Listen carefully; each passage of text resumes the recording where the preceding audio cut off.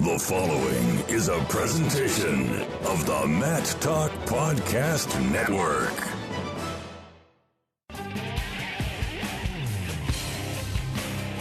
It's time for the Guillotine Grapevine, a podcast for the land of 10,000 wrestlers. 10,000 wrestlers. Now, here's your host, award-winning wrestling broadcast journalist, Jason Bryant. Episode 39 of the Guillotine Grapevine. Jason Bryant here with you on behalf of the greatest publication in the history of the world dedicated to Minnesota wrestling. That is The Guillotine at theguillotine.com. Today on the show, we're going to pick up with an interview that I did with Nick Wanzek following the Gophers' 30-7 loss against the University of Michigan on Sunday, January 21st at Maturi Pavilion. And then we'll have a long interview with Gopher head coach Brandon Eggum to talk about that performance, Wanzek's performance, things as we head into Penn State and Northwestern. Of course, senior day, January 28th, 1 p.m. at the Pav. So here we talk with Nick Wanzek. We could pick up our post-match coverage from that Sunday and then our interview after the Loons with Brandon Eggum. So good day for you, tough day as a team. How would you sum up your performance and the team's today? I mean, as a team, there are some opportunities that we missed. You know, we were in a lot of the matches, and we just let them get away. We wrestled too much in their positions, and there's just a lot of little things that we could have been better on. As far as my performance, I thought I wrestled well. I gave up some first period takedowns, but that kid, he's been injured, and I think he was doubting himself a little bit. So I knew in the third period, like, if I could keep it close, keep the pressure on him, he was going to break eventually. So, and then I was going to start getting my stuff. So my game plan worked pretty well, I'd say. So, how you guys regroup before heading into the number one ranked team in the country on Friday? Yeah, I mean, I think right now everybody's a little pissed off. You know, 30-7. I don't think that team is that much better than us.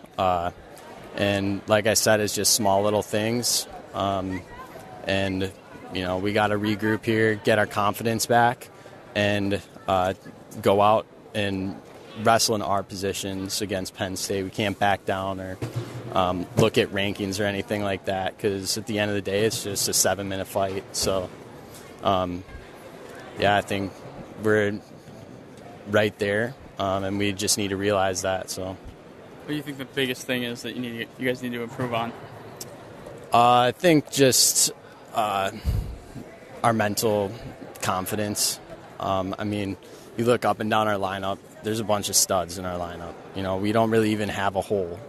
But some guys have dropped some matches. Some guys have, you know, not performed the way that they might have liked. And, like, their confidence, it's hard to stay completely confident when you lose a couple matches here and there. So I think we just need to get back on track and, you know, just be mentally tough and be excited for the end of the season here that's coming up.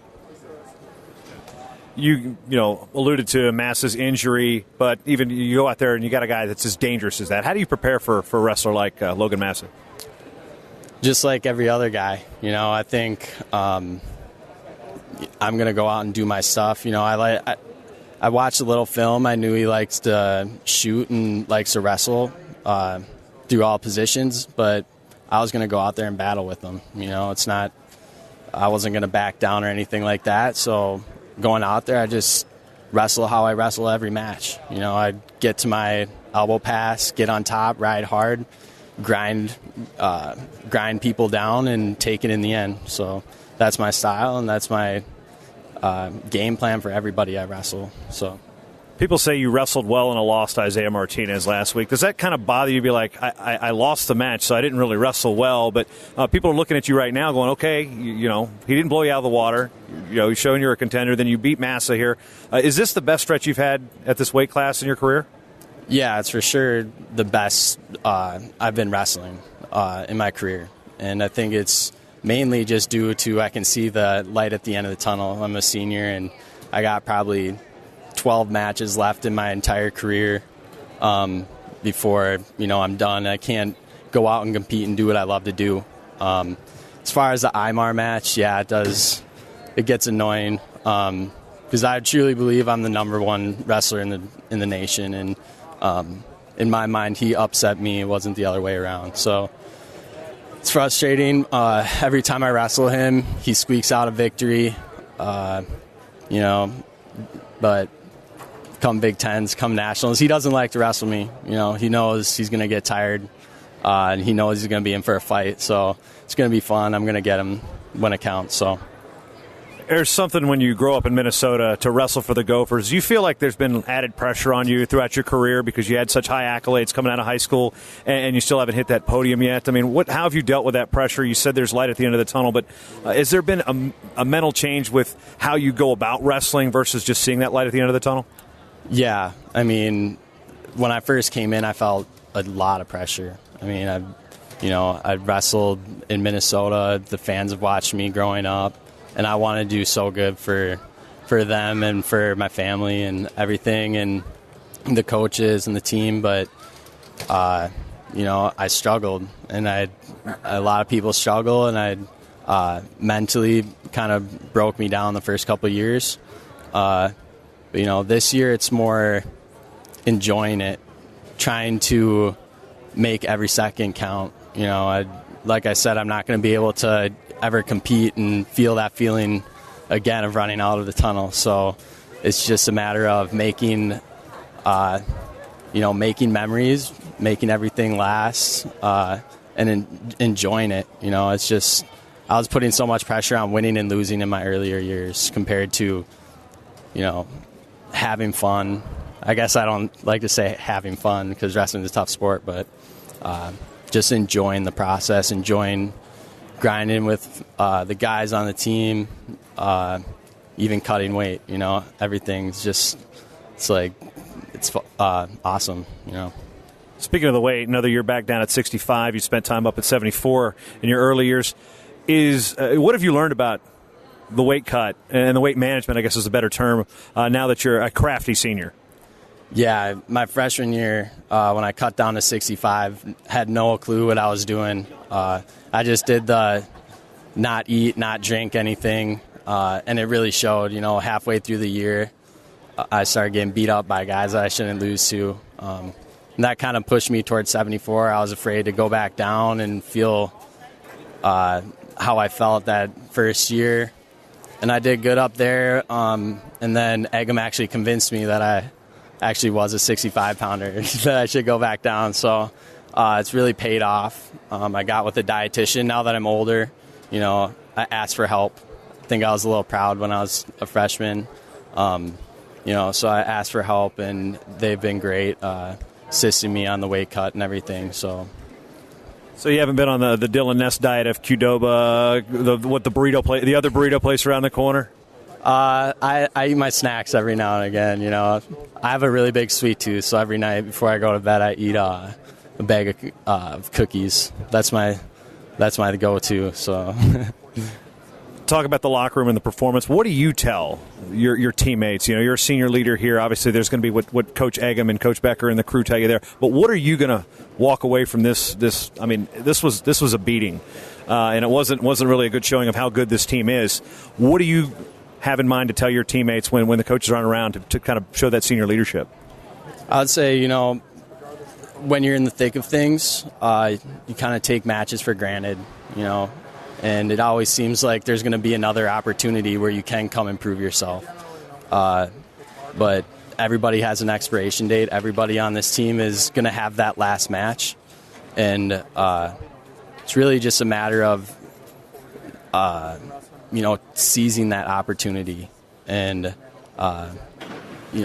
wrestling as hard as you can for 7 minutes. And I think in some positions, some of our guys gave up a little bit, where it's tough, but just being able to know that there is a last match, I guess, and then fighting a little longer in positions.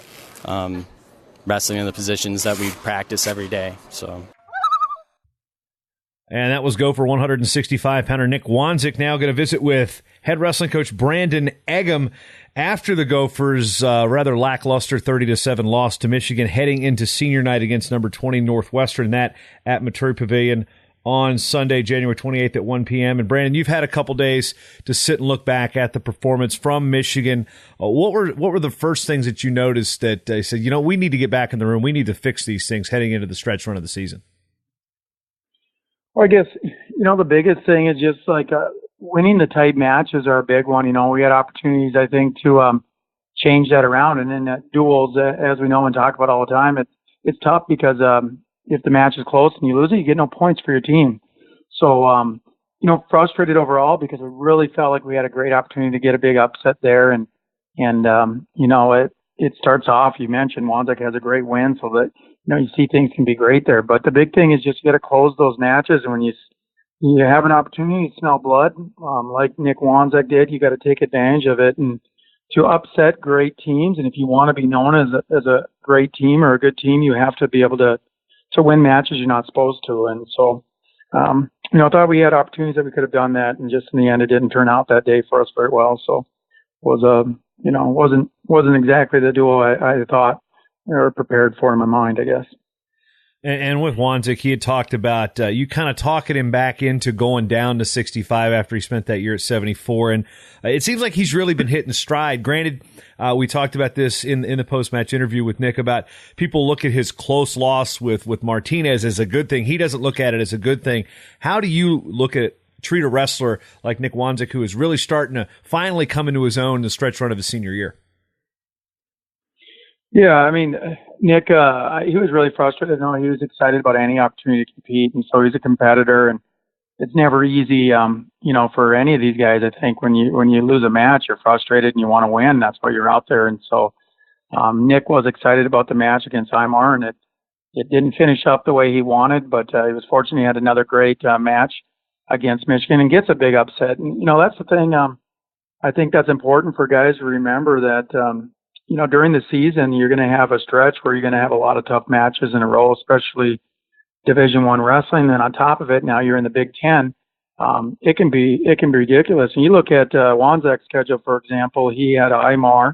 He comes in here, wrestles Logan Massa, and then on Friday we go to Penn State, and he wrestles Vincenzo Joseph, the returning national champ. And then he'll go down the following week to Iowa and wrestle one of the top-ranked 65-pounders in the country there as well. So it's always tough because you can wrestle great matches. They can be close. But if you lose, I know as competitors, you can be hard on yourself. And so I continue to try to remind, Nick in this stretch to just stay focused on competing and doing well. And these are all going to be tough opponents. So try to keep your focus and control the things you can and just stay use these as opportunities to prepare yourself for March. And so I think that's great. He did a great job. And you look at his match even against Michigan, I think some of the things that are most impressive about that is I think he gives up the first 3 takedowns. And at that point, I'm sure there was question marks going off in his head of, where's this match going? And, you start thinking about winning and losing. And a lot of times that's when people will put their head down and you never know where the other guy is either in his mindset and his game in the match. And flip of the switch, something changes, and before you know it, Nick nearly gets a major decision. So the way it started and ended are great lessons for any athlete, whether you're going out there and competing, especially in the sport of wrestling, to understand all you can do is focus on the next scramble or the next hand fight or the next shot or wherever you're at. And if you're thinking about what happened in the past, good or bad, it can slow you down. Speaking of how that match finished, there was a review that took away the near fall points. He was going for the major. He could have said, "All right, I got this thing in the bag." He went for more. He went for blood. At that point, you don't know that the dual meet's going to get out of hand, but looking for near fall in the final 4 seconds of the match, that's something that's probably going to serve him well down the line.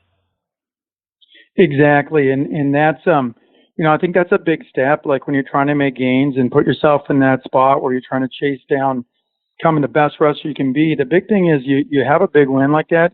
It's easy to look at it, be complacent, and be satisfied with getting the win. But I think when you try to outstep that and continue to perform and build on it, I think that's when you're making big growth too. So that point was great. And you're right at, going in the duel, we were hopeful at 149 that we'd get a win there. And then, then we, very close, a challenge at 57 could have changed that around. So we're like thinking in my mind is like, we barely squeaked out a couple losses here that I thought we had chances to win. And then with Wanzek, the ability to get bonus points was, let alone a win, was going to be huge. So I really think we're wrestling great at this point for the most part. But, as the match went under, then we lost some other close ones and just didn't unravel that way. But in general, it's to be that type of wrestler, to All-American at the end of the year, you have to make sure that you continue thinking about attacking the position you're in. And Nick did that by trying to get a turn in the end, like you pointed out. So I was really impressed and happy with the way that he finished that match. So. Yeah, then things kind of start getting a little ugly.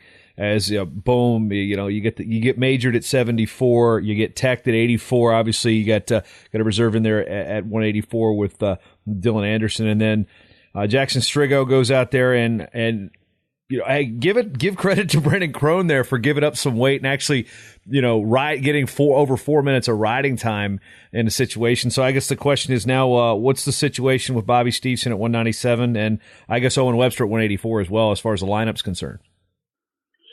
So I'll kind of address everything there real quick. So you mentioned 174, give up a major, and if you remember that match, this match was turning. This is one of the top-ranked guys at 174, and it's turning the corner to where if Chris gets that takedown, he maybe wins the match, and he shoots in deep. Mean falls right to his butt, like the points are there. He just has to let go and go to the double, and I really feel he wins that match. And if you remember what happens through there from a takedown that was obvious and clearly his, and you could see Chris was really pressing him and kind of wearing him down. Chris goes from having a for sure takedown to getting put to his back, not finishing, getting out scrambled there. Then later in that same flurry and gets put to his back and gives up a takedown in 4. So like an 8-point swing there. And I don't know, that might have been the difference in the whole match. So, in that sense, that was big there. But, if you watch the match and you see it, and there's no doubt about it, even from a perspective from fans and stuff, I think you see, boy, this is a really close, a great match, So, and then you go on to 184, and again, they're great. Michigan's got a great wrestler there too, and Dylan Anderson is filling in for Webster, who's, he's been out since before Vegas.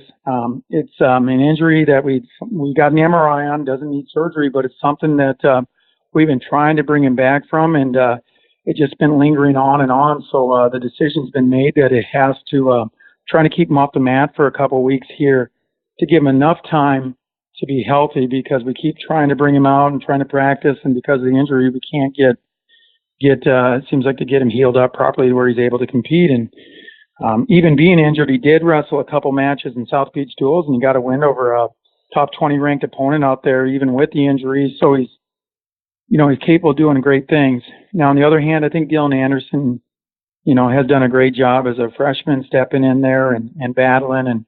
And the guy, Abonitor is a great, one of the top ranked guys at his weight and great competitor and stuff. And so he came out fighting, but, just didn't finish where he wanted to be, I'm sure. But at 197, you're right. Crone is a 174 pounder. He bounces up to 197 and probably deserves to win the match. He close to getting some near fall, like you said, over 4 minutes of riding time, and he was right in there. So we were hopeful that would have been another big upset that on paper we thought would be tough to get. But you watch Brandon come out and do what he did. I was really pleased with his effort and fight. And so, looking forward this week, Bobby will be out. We did MRI on him as well, and it's something that will not need a surgery, but he's, it's a process of 4 weeks or so, depending on how guys heal and with rehab and everything. So we're going to have somebody that's stepping up to fill that spot here for quite some time. So great opportunity, and our plans are right now just watching Brandon compete and stuff. He's going to be likely the guy to compete for us this weekend as well in both of our duels. So good news for Brandon Crone is that he can now go to Qdoba and all those burrito places that Dylan Ness likes to go. Yeah, we're trying to get him up there his weight, no doubt about it. So he's on a little different diet plan than some of these other guys. And he's going to be hanging out with Streifel. Yeah, he's a fairly big, very lengthy and stuff. So at 74, he's a good size 74 pounder. So now from going from there to 97, I mean, what a treat. So yeah, so we got our hands full there with some changes, and this week's a tough one for us because at 149, as I mentioned, Nick ends up getting injured in that match. He's a tough kid, Steve, and so he ends up finishing the match and comes off, but he's likely won't be able to compete here this weekend for us. So now we're trying to figure out what we can do there to make some moves and stuff. So it's, it just seems like we've been plagued by nothing serious for the most part, but a lot of these little nagging injuries here and there that just made it hard. We have not. We've had some good wins as a team over like South Dakota State, and Illinois, and some of those teams, and even in those spots, we still haven't had a full lineup yet. Usually at least a couple guys out of our lineup of our starters. So, I'm just hoping to get everyone back here and healthy, and as we close up on the end of the season, coming quickly. So I guess the two matches that most people have circled with the whole what's going on is at 125 and 133. Ethan Lezak and Drew Matten. Drew's a true freshman, displayed from a Michigan coaching standpoint a pretty good strategy in trying to stay away from where Lezak is good, but at the same point, Matten did push the pace late in the match, did get the takedown with 6 seconds to go to force sudden victory, and it definitely looked like Lezak was winded there. It looked like he was backing up a lot in that third period, even midway through the second. So I guess the question is what was the deal with Lezak that match? It looked like it wasn't the first match of the duel coming off the scale. This is, there's the seventh match of the duel. So, recovery in theory should have been fine by then. Yeah. Well, I think he's fine. He's wrestled a lot of other higher ranked opponents than Matten, in matches. So I don't think it was the weight. I do think there's a focus thing, Like I talked to Ethan right after the match, and he was talking. The one thing that's great about him, he just makes really good adjustments and stuff, and always seems to, and talks very clearly about the mistakes he made. And he said, the big focus, mistake he made is it was odd. You were there, you saw the match. I've never seen a situation where a guy on bottom can. Not only not even attempt to come up, but it was clearly, it was actually freestyle technique where he bellies out and he's dragging on his stomach. And in 2 minutes of that, he gets worn twice. It is what it is. But like the comment that Ethan said is he got kind of playing the game to where it was hard for him to understand that, that you could do this in wrestling. And so he started showing the ref, like, listen, I'm not even putting any weight on him and he still won't come up. Instead, I think the mistake he should have made, or what he said he should have been doing, is he probably could have got the turns anyways. And regardless at that point, maybe get calling. But as a result of it, he felt like he really lost focus in what he was supposed to be doing and never recovered from that. From a physical standpoint, like you said, he's already wrestled. This is deeper into the season, so he's made plenty of 1 hour weigh-in matches and wrestled in matches that actually were fairly intense, and that first period wasn't much in it. Lezak was chasing him around most of the first period. And then in the second period, he used absolutely no energy, right? Because the guy just laid on his belly. And so I don't think it was much of when you look at it, it's clear that it wasn't a physical thing, but that he completely lost focus with where he was at, and maybe the match being in a position that he didn't think it would be. And so as a result, I think he got overwhelmed mentally by himself and just didn't finish the match the way he should have. And I guess that's my take on it, from what I could see and what I heard from Ethan and his frustrations. Do you think this kind of opens the door? People think that this might be the way to solve the backpack by just basically, parterre out, just like bellying out, or is that something to be like, okay, try this. We're gonna develop a strategy to see if anybody does that again, we're ready. Yeah, well, I think realistically, if somebody did that, now that they see it, like if somebody would belly out there, I think the refs are going to say to them, especially in duels and stuff, will probably say, listen, if you're not working to come up, that's stalling. And so it seems like that's fine, but I'm not going to let you do that for 30 seconds. You know, you see it on the feet. Sometimes people go out of bounds, they come back to the center, and in 20 seconds or 15 seconds, if you try to run, you're going to get warned for stalling. So in 2 minutes, how many calls would a person that really was stalling, you know, how many times would they get called? I don't know. It might be I would think people could maybe try to do that. Like I said, Ethan had mentioned, you know, I could have turned him anyways. He was nearly turned him a couple times, but then he did spend a lot of his time, as you recall in the match, sitting up on top of him and kind of looking at the ref saying, I'm not even trying to turn him. He's not trying to get away. So it's hard to know, you know, at the end of the day, I don't really know how they'll look at it or how other people will wrestle. I know Ethan's really tough on top, so it's challenging for different individuals, I know, on what their game plan will be. But you're right. I mean, Ethan's got to be prepared. You know, that was, you know, something that we talked to him about. You got to be prepared for guys on bottom to try not to get away or be more concerned with getting turned. And so you just got to stay focused on what you can do. And in the end, you know, Ethan's so great on his feet. Like if he gets his hands locked, it's almost impossible to stop him. No matter who you look at, who he's wrestled in the past years, if he gets his fingers locked, he finishes almost 100% of the time. And so that's great. The other thing that I tell him is, like, in the end, like you said, you know, it seemed like he lost his focus there a little bit, and he, you know, doesn't finish right. But when people get to his legs, if he attacks the position, he's phenomenal. Like, he scores almost every time that people get to his legs.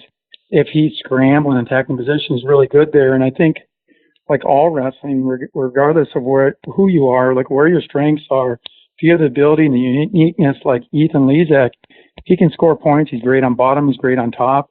He's great when he gets his hands locked. And he's great when people get to his legs. He starts sitting corner. I mean, he paralyzes people when he starts to nearly get behind them on their shots because they're worried once he does, potentially I could be here for a long time. And so at the same time, it was a good strategy to try to keep it as close as you can to the end. But I think that can be a tough strategy too if that's the way you come out and try to wrestle any match, you know. So at the end of the day, we'll see, I guess. Hopefully we can get Ethan to be continue to attack the positions that he's good at and not get in a position where he starts to lose his focus and not wrestle. And finally, the one that I think people looked at as far as on paper, like the highlight match of the duel came at 133 with Mitch McKee ranked in the top 10, top 12 in the country, depending on which ranking service you use, and Steven Micic returning All-American from Michigan. And what we know about Mitch McKee is, you know, it's one of those, you know, let's borrow that Damian Hahn quote, if there's time on the clock, there's time to score. He's never out of a match, but this one, Misi just kind of dominated from the onset, and then, you know, got the cradle and just packed him up and got the fall, and kind of the deflation you kind of felt there in the pavilion from the Gopher fan base. But when you look at match management, you look at things you can do next time, because you're going to run into this guy at the Big Tens potentially, and this is an All-American NCAA quarter, NCAA semi type of matchup. You've got a plan for wrestling Micic again, and you know, what was the conversation like afterwards, and what's the game plan for Mitch moving forward? Well, you know, like you said, Mitch is always looking at scoring big points and stuff, and so that's one thing you got to be careful in a match like that. Like, he was comfortable in that cradle position, and a lot of times I think, especially, you know, I mean, to be honest, our talk was like, as the match goes on here, you know, we want to make sure that you finish strong, and a guy like Mitchik, maybe the deeper you go into the match with him, the less effective he is. So we talked about that before. Just be very physical with your hands, and Mitch comes out and is doing that. You know, from that sense, I thought he looked great, you know, especially not being on the mat for a while. But when he gets in that cradle position, since it was so early, I could see maybe wrestling in a position like that if it was at the end of the match and you needed to. But there was no point to think that you were going to maybe peek out in that position and score some points there. Like, you have to be smart, even if it means sometimes turning down and giving up. Maybe it wasn't needed at that point, but turn down and give up takedowns versus fighting something so long that you go to your back, and in the end for him gets cradled and pinned, you know. And so, you know, that's, you know, the way that sometimes Mitchell wrestles. He's so aggressive. He's looking for big things. But if you watch his matches against the best people, whether it was, Seth or, some of his comebacks against like Kate Brocks and those guys, like in matches, like the deeper it goes, a lot of times, as long as he wrestles really smart and basic early, he has the potential to score so many points that he's better off doing that. And so he's explosive. He's fun. But we were, disappointed that we thought like he should have wrestled smarter in that position. And so hopefully next time that he goes against, Mitchell, hopefully next time that he stays more basic and wrestles smart and just continues to wrestle, because he's great in all positions, and you just got to stay a little bit more disciplined. Coming up on senior night, we'll talk more about the individual seniors when we revisit following the Northwestern duel. But January 28th again at the Pavilion against Northwestern, which on paper, this is one that dual meets, they're going to hinge on some key matches. Ethan Lezak's not going to have an easy one. Sebastian Rivera, a redshirt freshman, has been on fire this year. He's had a great season. Obviously, with no Steve Blythe in the lineup, as you were alluding to, Ryan Deacon, a junior world silver, just like Mitch McKee was. He's also having a tremendous redshirt freshman season. They got some bodies in the lineup that are wrestling well. They're young. Matt Storniola is settled in as their head coach in his second season, fully settling into the job. And what is it about Northwestern that coming into the Pavilion that you guys really have to prepare for? Yeah, I mean, you mentioned it. They got some young, really talented wrestlers that are doing well, and so. Seems like they're wrestling really well at this point. So you just got to make sure you're prepared. And at the end of the day, all 10 matches are going to make a big difference. And, we're not going to have a full lineup, but we haven't had it this whole season. And like I said, started off at the beginning of this interview, talked about for us to do great things, we got to continue to step up. And we've had guys do those in previous duels. The big thing is there's some matches where we've maybe gained an upset, but then we've given one up. And at the end of the day, we don't have the ability with several guys out of our lineup to do that against other good programs. We need to make sure that we, win the matches on paper that we're supposed to. If there's a chance to get bonus points, we need to get them. And we can't, and someone's going to have to step up and get an upset here or there to make, especially in some of these bigger duels. At the end of the day, the dual meets are very important. We want to win. But we have to make some of the decisions based on these injuries just to make sure we're looking at long-term what's best for the individual and best for the program.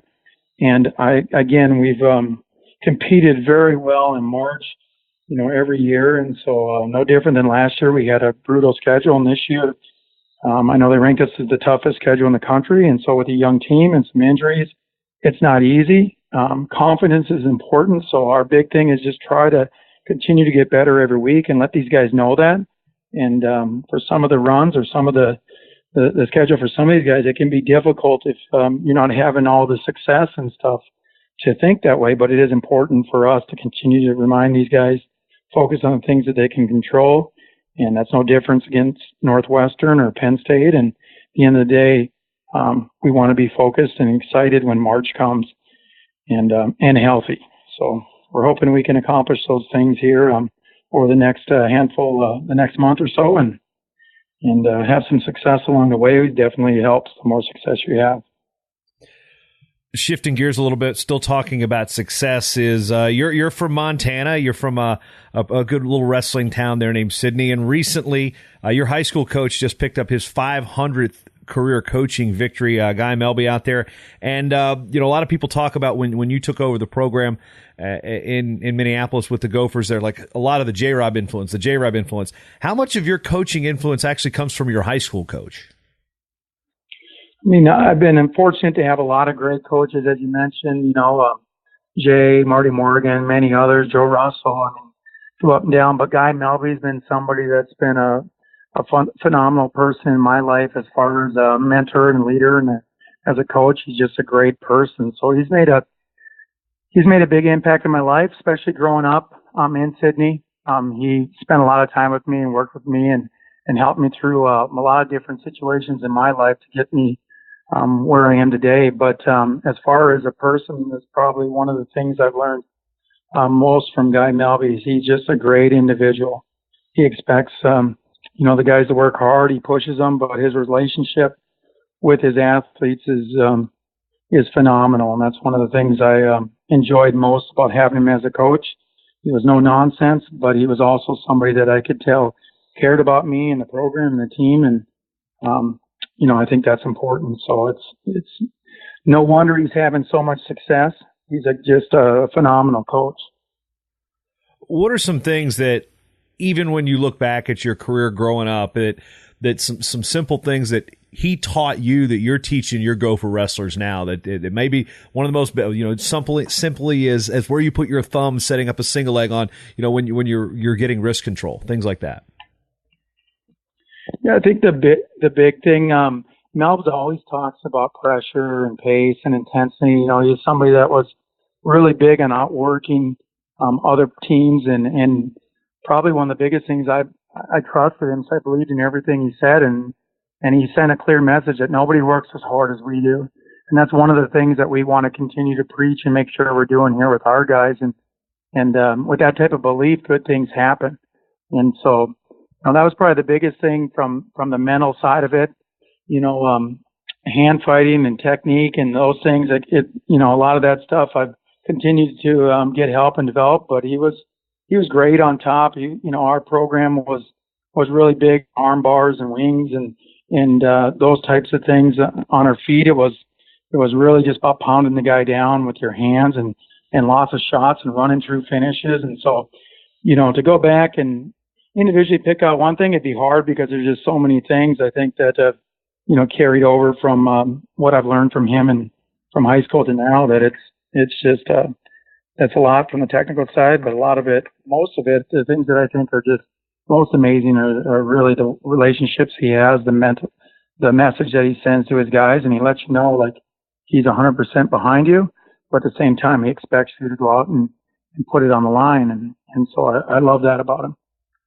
Circling back to this season, as we've talked a lot about Northwestern at home, that is the next home duel. That is the last home duel of the season. But in between a trip out to State College and the top-ranked Nittany Lions at Penn State, 5 national champions in their lineup, they're getting bonus points upon bonus points.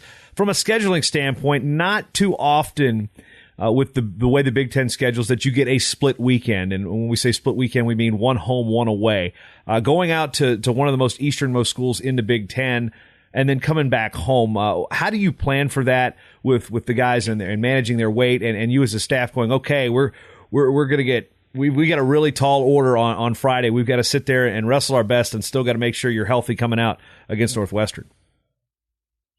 Yeah, we don't set up the Big Ten schedule. So, like you said, going out east and coming back, maybe a little bit more difficult, but at the end of the day, I keep telling these guys, you guys are wrestlers, and if you're going to allow some travel, or if you don't get a perfect amount of sleep, or if the conditions aren't perfect, if you're going to allow those things completely affect your match, it's only 7 minutes. You got to be focused. The guy that feels the best doesn't always win, and that's a message that I want to make sure these guys understand, that when you go to the national tournament, you may not feel 100%. And I always remember the story that Jay and Marty and them told a lot to us, and it was with a guy that was on our team, Tim Hartung.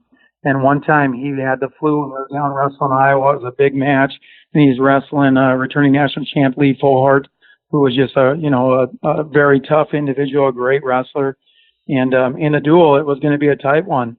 And so we won the match as we were supposed to, and one of them that was going to be the swing match was at 197 pounds. It was Hartung versus Fullhart. Hartung ended up having the flu. No one knew it. He could have easily just bowed out. This is a series between these guys of 7-8 matches that were all within a point. And I think there was 8 or so matches. I think Tim won 7 of the 8, and maybe the largest margin was a couple points besides one of them. And so he has the flu, and he figures out a way to win. And afterwards, they were talking with them as a team, and he shared it, just saying, how did you do this? And he said, the big thing I thought about is, if this was the NCAA tournament, I wouldn't be able to not compete. It wouldn't matter how I feel. Would I not go out and wrestle? Would I lose my opportunity if I made the finals and I got injured or sick? And so I thought that was a pretty amazing message. And so that's, the thing that we kind of remind our guys. You use stories like that of guys within the program that have done great things, but it's a pretty cool message. And so the travel, those things aren't easy. I think the hardest thing is you are going out and competing against a great team that has a lot of talented wrestlers, and they score a lot of points, and at those times it can be really difficult on you mentally if you let things get out of control. So, I hope our guys continue to focus on the things that they can control and not on the ranking or the name of the individual, but just go out and fight and compete and do your best. And that's all we're asking from you. And if you're focusing on something that went wrong in the match, and that's where your focus is, you're probably not going to wrestle very well moving forward. And I know that's easier said than done, especially when you're somebody sitting on the bench or standing on the side versus somebody that's stuck in the middle of the ring. But in life, things aren't always perfect or easy, and whether it's in the wrestling mat or somewhere else. But I think it's a great lesson that if you stay positive and focus on the situation at hand, good things can happen. And going back again, Nick Wanzek was a good example of that this past weekend, because giving up the first 3 takedowns, it could have easily just kind of put your head down and thought, well, the match is over. And it doesn't always work out that maybe you come back and get a win. But I think a lot of times you learn a lot, because there is always that possibility and option if you just keep fighting. So I hope that message will stand clear with our guys, as this will be a tough weekend for us with travel and teams, and it doesn't get any easier moving forward. But at the other side of it, these are great environments. They're tough environments to wrestle in. But when we keep talking about March, maybe these are great opportunities for our guys to go out and remember this is important. But most importantly, isn't the win or loss. It's going out and competing at your highest level. And if winning a match by a point that you should have won by 4 points, then that's no different than losing the match. There should be disappointment. You got to do your best. And we'll use these environments, and down the road, I hope, to help get ourselves prepared, relaxed, but being aggressive and better prepared for the NCAA tournament. Coach Brandon Eggum, thanks for the time, and we'll see the Gophers again on Big Ten Network and Flow on Friday, and then back at Maturi Pavilion on Sunday for Senior Day.